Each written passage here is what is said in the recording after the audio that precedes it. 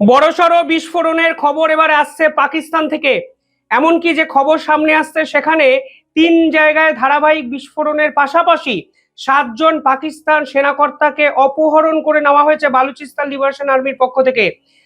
এবং বলা হচ্ছে পাকিস্তানের সেনাপ্রধান আসিম মুনিরকে 7 দিনের আলটিমেটাম দেওয়া হয়েছে পাকিস্তানের বালুচিস্তান লিবারেশন আর্মির পক্ষ থেকে। এবং যে খবর গোটা বিশ্বকে কার্যত স্তম্ভিত করে দিয়েছে যে কিভাবে ধারাবাহিকভাবে 3 জায়গায় বিস্ফোরণ ঘটানো হলো এবং এই বিস্ফোরণের ক্ষয়ক্ষতির মাত্রা কোথায় পৌঁছালো, এবং সব থেকে ইম্পর্টেন্ট বিষয় হলো 7 জন সেনাকর্তা যাদের অপহরণ বালুচিস্তান লিবারেশন আর্মির পক্ষ থেকে করা হয়েছে তাদের ভবিষ্যৎ কি। আসিম মুনির হয়তো সাম্প্রতিক সময় সব থেকে বড় বিপজ্জনক একটা জায়গায় কিন্তু পৌঁছে গেল কালকে। দুটো খবর দুটো আলাদা আলাদা ভাবে আপনাদের বোঝানোর চেষ্টা করছি, তাহলেই বুঝবেন পাকিস্তানের বর্তমান আসলে কঙ্কালসার চেহারাটার অবস্থাটা ঠিক কোন জায়গায় গিয়ে দাঁড়িয়ে আছে। যখন যে তথ্য বলছে সেখানে বলা হচ্ছে 3টে জায়গায় ধারাবাহিক বিস্ফোরণ করা হয়েছে এখানে টিটিপির পক্ষ থেকে, অর্থাৎ এক জায়গায় বালুচিস্তান লিবারেশন আর্মির আক্রমণ, অন্য জায়গায় অন্যদিকে টিটিপির আক্রমণ। ফলে দুই আক্রমণ দুদিক থেকে যখন সেনাবাহিনীর উপরে পাকিস্তানের করা হচ্ছে তখন বুঝতেই পারছেন একটা দেশের, যে দেশ এমনিতেই একটা ভঙ্গুর পরিস্থিতির মধ্যে দিয়ে যাচ্ছে, সেই দেশের মেরুদণ্ডটাই ভেঙে যায়। সেখানে বলা হচ্ছে 14 জন পাকিস্তান সিকিউরিটি পার্সোনাল ইমিডিয়েটলি মারা গেছে এবং প্রায় 25 জনের বেশি সেনাকর্তা কিন্তু আহত, এবং যারা আহত অবস্থায় হাসপাতালে চিকিৎসাধীন তাদের অবস্থাও কিন্তু অত্যন্ত খারাপ। যে কোনো মুহূর্তে আরো লাশের সংখ্যা বাড়তে পারে পাকিস্তানে। এই পুরো ঘটনাটি ঘটানো হয়েছে খাইবার প্রাক্তন এলাকায় এবং পাকিস্তানের একাধিক মিডিয়া কনফার্ম করেছে যে প্রথমে যে বিস্ফোরণ ঘটানো হয়েছে সেই বিস্ফোরণে বিস্ফোরক ভর্তি গাড়ির প্রয়োগ করা হয়েছে। একদম টিপিক্যাল ডিটো কপিক্যাট আক্রমণ টিটিপির। টিটিপি এই ধরনের ভেহিকেল ইম্প্রোভাইজড যে বোম আছে, এক্সপ্লোসিভ আছে, তা কিন্তু ব্যবহার করে। এক্ষেত্রেও কিন্তু সেটি হয়েছে। উল্লেখযোগ্য বিষয় হলো এই পুরো ঘটনাটি ঘটানো হয়েছে বাজাও দৃষ্টিকে। বাজাও দৃষ্টিকে একটি রিলিজিয়াস প্লেস, অর্থাৎ একটি মসজিদ, সেই মসজিদের দেওয়ালে গিয়ে সেই গাড়িটি ধাক্কা মারে। এবং এই ধরনের এক্সপ্লোসিভ কিভাবে ফাটে আপনারা অনেকেই জানেন, যদি কোনো ফ্রিকশন হয়, ঘর্ষণ হয়, তখনই কিন্তু এই ধরনের এক্সপ্লোসিভ ফেটে যায় এবং ম্যাসিভ ফায়ার ক্রিয়েট করে।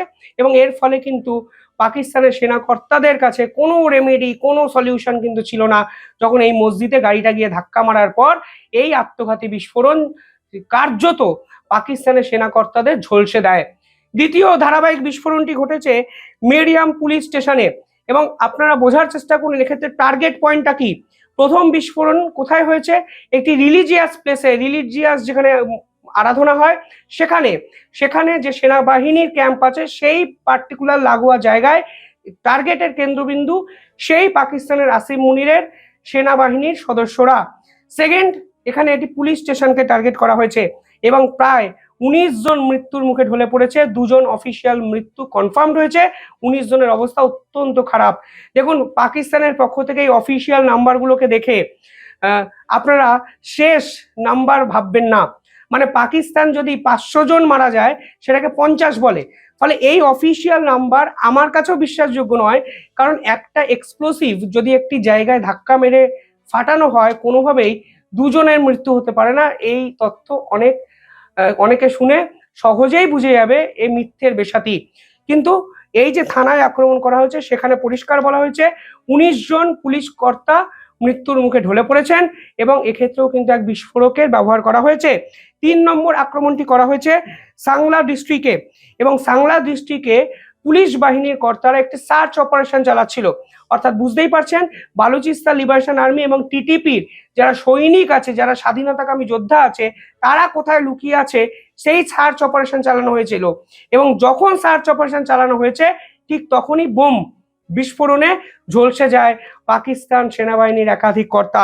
এখনো অবধি যে তথ্য সামনে এসছে সেখানে বলা হয়েছে 3 জন সেনাকর্তার অফিসিয়াল কনফার্মেশন মৃত্যু হয়েছে। ইন্টারেস্টিং কি জানেন, এই সাংলা ডিস্ট্রিক্টে অনেক চীনা ইঞ্জিনিয়ার কিন্তু বাস করেন, অর্থাৎ এক্ষেত্রে চীনা অফিসিয়াল চীনা ইঞ্জিনিয়ারদের টার্গেট করা হয়েছে। কারণ এই টিটিপি বলুন বালুচিস্তান লিবারেশন আর্মি মনে করে চীনারা এসে, বিদেশি শক্তিরা এসে পাকিস্তানের সম্পদ কার্যত লুট করছে এবং আসিম মুনির এবং পাকিস্তান সরকার সেটাকে প্রশ্রয় দিচ্ছে। ফলে এক্ষেত্রে সরাসরি চীনা নাগরিকদের টার্গেট করা হয়েছে। চীন সরকার কি বিবৃতি দেয় জানার জন্য কিন্তু অপেক্ষা করতেই হবে। মনে রাখবেন, এখানেই কিন্তু কিছুদিন আগে ইসলামাবাদের কাছে মসজিদে ভয়াবহ আক্রমণ করা হয়, বিস্ফোরণে প্রায় 169 জন কিন্তু মৃত্যুর মুখে ঢলে পড়ে। এরপর ধারাবাহিক 3 জায়গায় আক্রমণ। এ গেল টিটিপির পার্ট। এবার বালুচিস্তান লিবারেশন আর্মি কি করেছে কালকে? একযোগে ডুয়েল অ্যাটাক।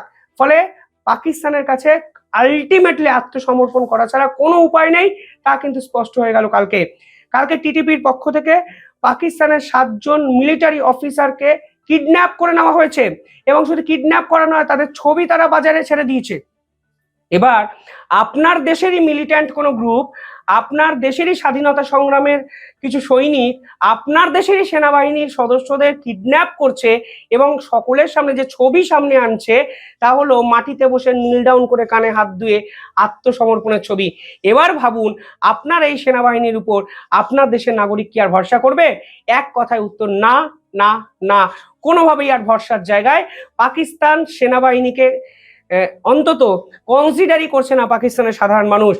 সেখানে বালুচিস্তান লিবারেশন আর্মির পক্ষ থেকে বলা হয়েছে যে তারা বালুচিস্তানকে বাঁচানোর জন্য অপারেশন হেরাফ পয়েন্ট 2 ব্যবহার করছে।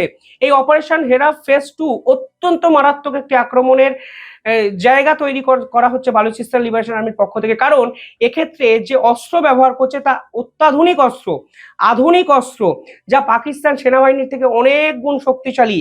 বিপুল পরিমাণে অস্ত্র তাদের হাতে কেউ বা কারা তুলে দিয়েছে এবং তার ফলে পাকিস্তান সেনাবাহিনীকে তারা ডিসকাউন্ট করে খতম করার জায়গায় কিন্তু শুরু করে দিয়েছে। 3টে নতুন ডিমান্ড করেছে বালুচিস্তান লিবারেশন আর্মি, 3টে নতুন ডিমান্ড করেছে আসিম মুনিরের কাছে। তারা পরিষ্কার বলেছেন যদি এই 3টে ডিমান্ড কমপ্লিটলি ফুলফিল করা হয় তাহলেই তারা 7 জন পাকিস্তান মিলিটারির এই সদস্যদের ছাড়বে। প্রথম ডিমান্ড, তারা পরিষ্কার বলেছেন বালুচিস্তানকে স্বাধীন করতে হবে। আমাদের যত প্রিজেনার, যত সৈনিককে এই পাকিস্তান সেনাকর্তারা ধরে রেখেছে তাদেরকে ছাড়তে হবে। যদি তাদের ছাড়া হয় তাহলেই আমরা 7 জন পাকিস্তান সেনাকর্তাদের ছাড়বো, না হলে নয়। দ্বিতীয়ত বলা হয়েছে বালুচিস্তানের বিভিন্ন জায়গা জুড়ে যেভাবে মিলিটারি অ্যাকশন চালানো হচ্ছে তা অবিলম্বে বন্ধ করতে হবে। যদি বন্ধ না করেন আমরাও এই 7 জন পাকিস্তান সেনাবাহিনীর কর্তাকে ছাড়বো না। 3 নম্বর বলা হয়েছে যে কোনো ধরনের ফরেন ইন্টারফেয়ারেন্স বালুচিস্তানে অবিলম্বে বন্ধ করতে হবে। অর্থাৎ টার্গেটের কেন্দ্রবিন্দুতে চীন যেভাবে বালুচিস্তানের সিপেক করিডর করছে সেই সিপেক করিডরকে সম্পূর্ণভাবে বন্ধ করতে চাইছে বালুচিস্তান লিবারেশন আর্মি। কারণ তারা মনে করছে এই ক্ষমতা পাকিস্তান সরকারের নেই, কারণ বালুচিস্তানের প্রদেশের একমাত্র দায়িত্ব বালুচিস্তানবাসীর। আসিম মুনির কিংবা দালাল শাহবাজ শরীফ কিচ্ছু করতে পারে না। অর্থাৎ ঘরে বাইরে প্রবল চাপে বালুচিস্তান লিবারেশন আর্মির কেন্দ্রবিন্দুতে নিশানায় থাকা আসিম মুনির, তার কাছে কোনো রেমেডি নেই। 7 দিন সময়সীমা অলরেডি দেওয়া হয়েছে, 1 দিন চলে গেল, বাকি রইল 6। জাগছে আসিম মুনিরের মনে ভয়, কি করবে? টান টান জবনিকা পতন কি হবে? আপডেটেড ভিডিও আমি নিয়ে আসবো দ্য ইন্ডিপেন্ডেন্ট বেঙ্গলে। দেখতে থাকুন আমাদের চ্যানেল। ধন্যবাদ।